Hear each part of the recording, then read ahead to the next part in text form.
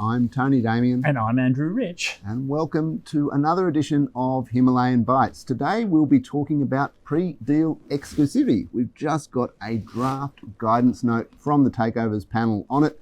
And I'll ask Andrew to say a bit more about that in a moment. But before we jump into it, why are we here? Why are we talking about this? I think you can trace it back to the AusNet situation at the end of 2021. Viewers may recall that there was a contest for control of AusNet, Brookfield on the one hand, APA on the other.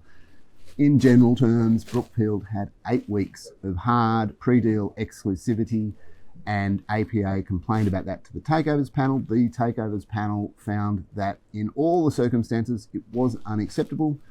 Now, that didn't stop Brookfield from ultimately prevailing and acquiring AusNet, but I think that was really what led to the panel thinking a bit more about pre-deal exclusivity. Yeah, it sure was, Tony. And look, may I say at the start, by and large, it's a very well-written draft guidance note from the Takeovers Panel. Very thoughtful and addresses all the key issues. If I may, there's probably 3 things that I'd draw out of the new draft guidance note.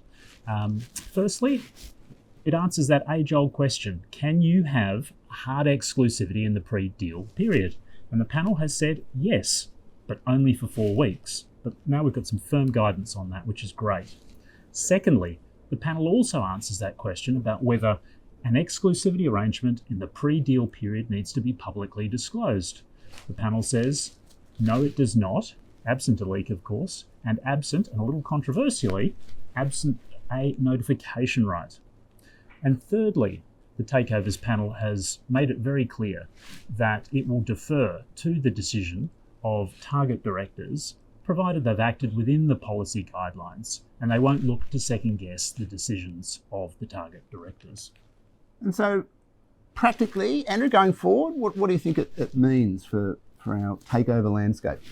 I think, Tony, what we're going to now see is a far more structured debate around exclusivity in the pre-deal period. Previously, we got tied up for long periods of time talking about whether you can even have pre-deal exclusivity.